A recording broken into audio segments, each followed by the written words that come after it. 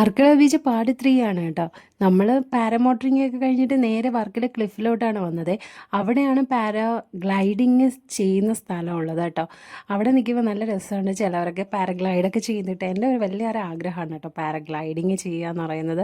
അതൊക്കെ കഴിഞ്ഞ് നമ്മൾ അവിടുത്തെ കുറച്ച് കാഴ്ചകളൊക്കെ കണ്ടിട്ട് അവിടെ ചെന്ന് നിൽക്കുമ്പോൾ ഒരു സ്ഥലത്ത് നിൽക്കുമ്പോൾ നല്ലൊരു വ്യൂ കാണാം കേട്ടോ. നമ്മൾ ബീച്ച് സൈഡും അതുപോലെ തന്നെ സൂര്യൻ അസ്തമിക്കാനൊക്കെ നിൽക്കുന്ന സ്ഥലമാണ് കേട്ടോ കാണുന്നത് നമ്മൾ അവിടെ നിൽക്കുമ്പോൾ. അപ്പോൾ അവിടെ നിന്ന് നല്ലൊരു വ്യൂ ഒക്കെ കണ്ടിട്ട് നേരെ നമ്മൾ കഫീസും കടകളൊക്കെ ഉള്ള സ്ഥലത്തേക്ക് ഇറങ്ങി കേട്ടോ. കുറച്ചൊന്ന് നടന്നിട്ട് വരാമെന്ന് പറഞ്ഞിട്ട് ഇറങ്ങിയതായിരുന്നു. അപ്പോൾ ആ ഒരു ഏരിയയിൽ തന്നെ നമുക്ക് ഏത് ഏരിയയിൽ കൂടെ പോയാലും നമുക്ക് ഇറങ്ങി പോകാനുള്ള ബീച്ചിലേക്ക് ഇറങ്ങി പോകാനുള്ള വഴിയുണ്ട് കേട്ടോ.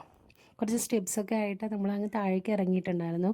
താഴെ ഇറങ്ങി ചെല്ലുമ്പോൾ ഭയങ്കര രസമാണ് കേട്ടോ. ബീച്ചിൽ നിറച്ച് ആൾക്കാരും ഉണ്ട്.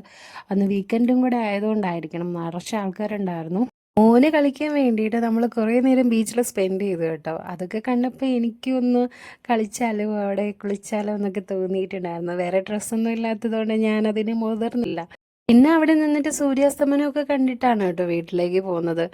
ആദ്യം വീഡിയോ ഒന്നും എടുത്തിട്ടുണ്ടായിരുന്നില്ല. എല്ലാവരും ഫോട്ടോസായിരുന്നു എടുത്തതെന്ന്. നല്ല ഭംഗിയുണ്ടായിരുന്നു ആ ഒരു സൂര്യാസ്തമനമൊക്കെ കാണാനായിട്ട്. അത് കഴിഞ്ഞ് കുറച്ച് നേരം കഴിഞ്ഞപ്പോൾ ഞങ്ങൾ വീട്ടിലേക്ക് തിരിച്ചു പോകുന്നു.